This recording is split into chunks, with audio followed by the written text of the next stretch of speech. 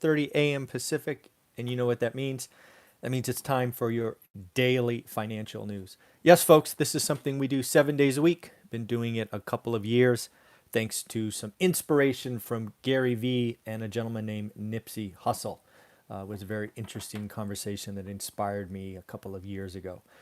Before we get into the daily financial news, I need to congratulate 6 more people. Folks, I'm so proud of you. I'm so happy.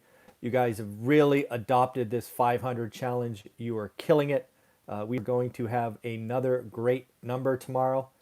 Possibly a record, but probably not, but still a wonderful week. If you don't know what this is, basically from June 1st, 2020 to May 31st, 2020, I want to send you a postcard that reads, "Congratulations, 1 of 500. You did it. I am so happy for you.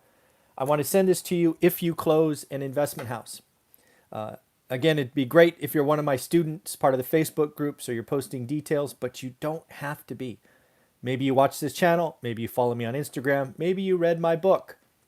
But if I've helped you, I want to send you a card. You do need to get me your address, though. Probably DM me on IG or Facebook or whatever you like. There's also my email in my book, if that is how you want to do it. But let's congratulate 6 people, or actually 5 people, because one person did 2. Kevin,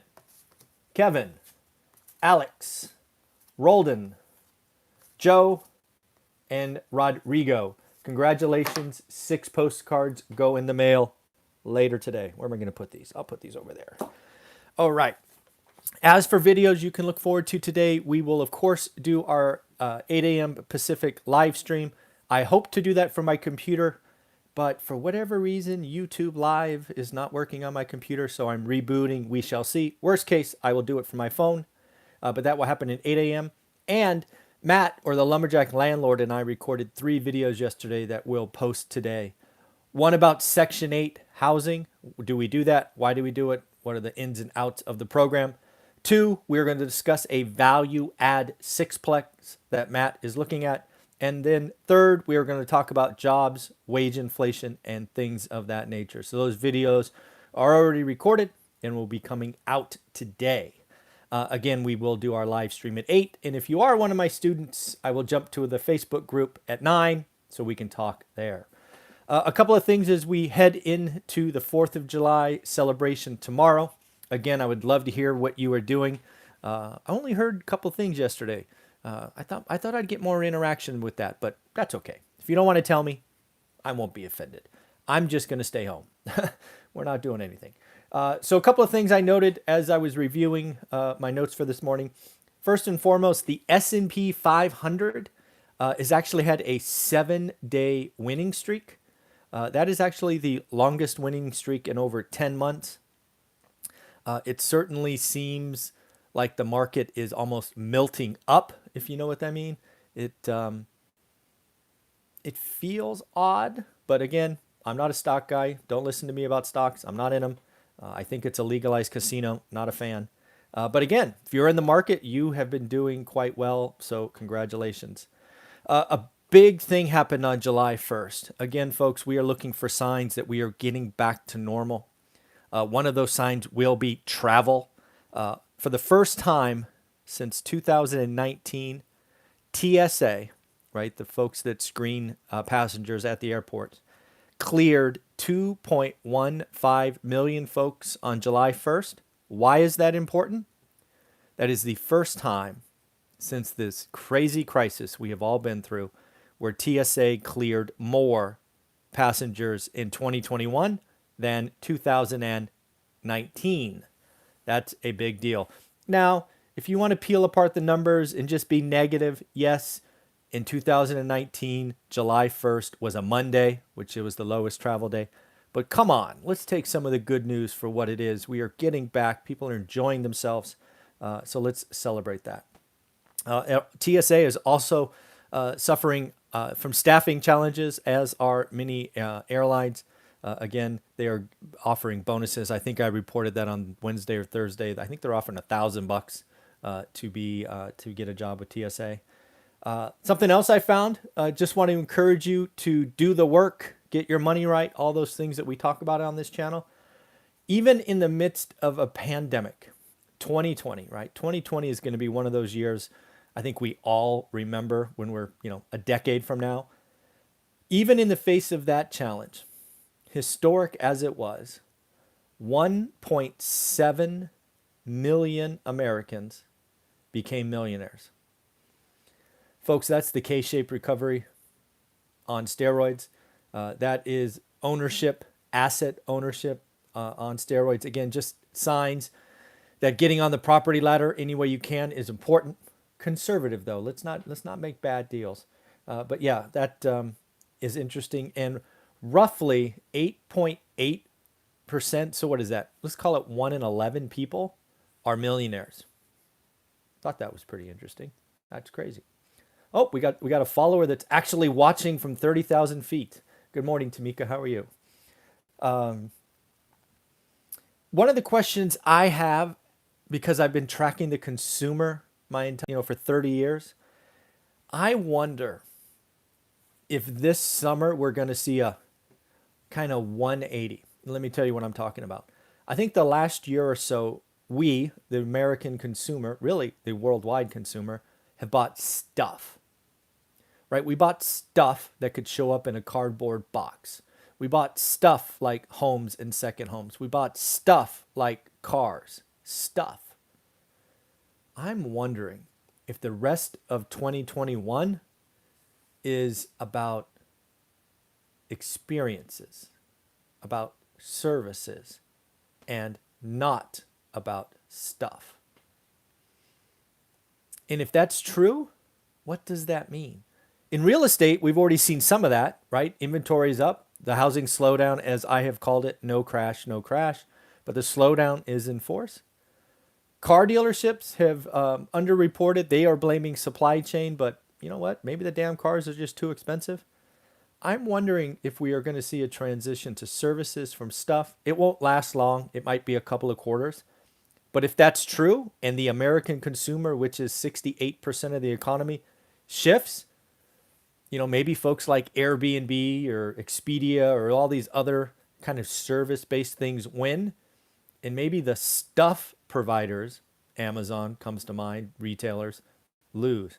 I don't know. Just curious what you think, right? Are you still buying stuff, or are you about creating services and experiences?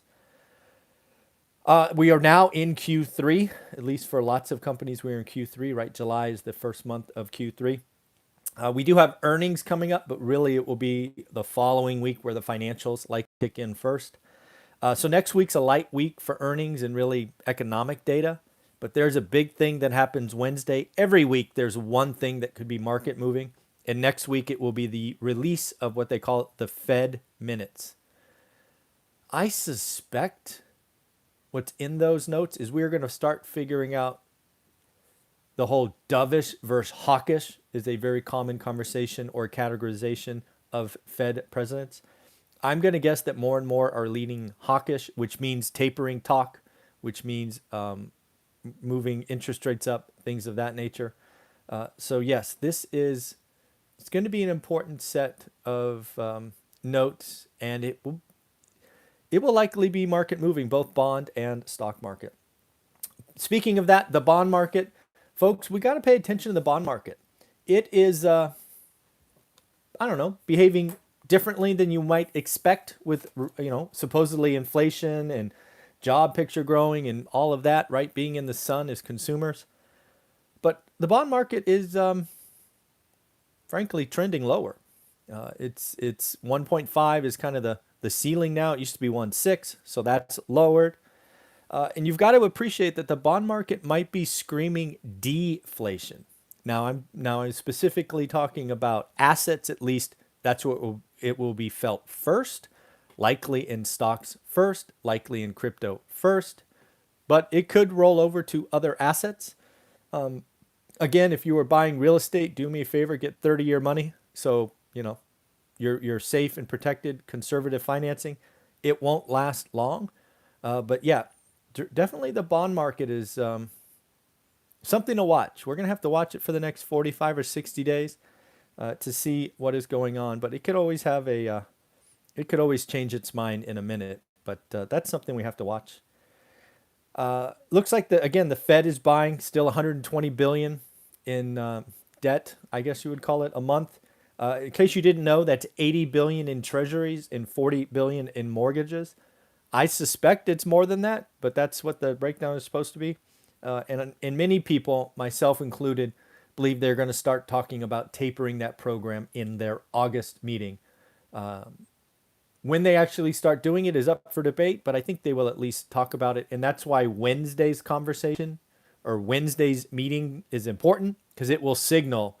The Fed is always sending signals, right? They don't want to surprise anybody. So it'll be interesting to watch that. I'm starting to hear about two programs for housing that frankly scare me. I will talk more about this in our live stream at 8 o'clock. But apparently there is now bills. I just read this on July 2nd. I just read this, that there's a proposal for $25,000 down payment picking up steam, as well as up to a $15,000 tax credit. Obviously, categories evolve.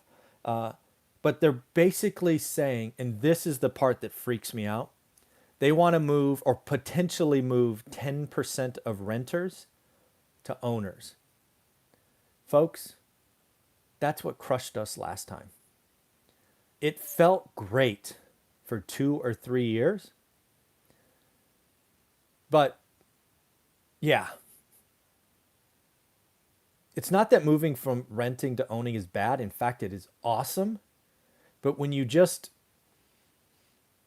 put somebody who's not financially stable and doesn't understand that owning a home is costly, it doesn't end well. And oh, by the way, would prices shoot up? Prices will shoot up to absorb that credits quickly.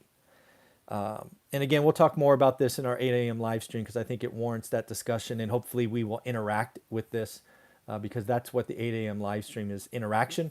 I don't normally interact on these financial news. And then lastly, I found an article, or actually a summary of a book by Tom Corley, Rich Habits, Daily Success Habits of Millionaires. I thought it was interesting. He interviewed 233 millionaires for 5 years with an average net worth of 4.3 million. He found 10 things, and they are actually things that we talk about on this channel. I will go through them quickly. The number one is millionaires take their time. I thought this one was most interesting. If you are of the Dave Ramsey ilk, right, saving, it takes you an average of 32 years. If you are a company climber, think climbing the corporate ladder, takes you 22 years. And if you are an entrepreneur, takes you an average of 12 years. Buy and hold real estate, I would put in the entrepreneur camp. So definitely something to think about. There are 9 more, which I will go through quickly. Love what they do. Always learning. Prioritize health. I like that one. Invest in the community and mentor others, right? Really have an ilk of helping people and paying it forward. They are frugal, not cheap, frugal. Most of them have owned or been in the home 20 years, right? They don't upgrade and keep, letting their lifestyle expand. They like to plan ahead, right? They see the future and plan their purchases. They build strong teams. They're intentional with their money. I like that one. Get Your Money Right's a course I have. They save 20% and they have multiple income streams. And then finally, they embrace failure. They always stay positive and they have a clear vision. So I thought those were pretty interesting. It's a book I have now ordered on Amazon. I'll let you know. I'll probably be here in a day or so, but I plan to read that in the next month or so. So take care of yourself. We will talk in about 16 minutes on the live stream, either from my computer or from here. Remember, it's a great day to make some money. Let's be better than yesterday. And don't forget, you got 2 more days for the coupon code June50. It will go away. I don't want to hear about it. So there's 2 more days to buy it and spend $249 instead of $299. Take care, everyone. Bye.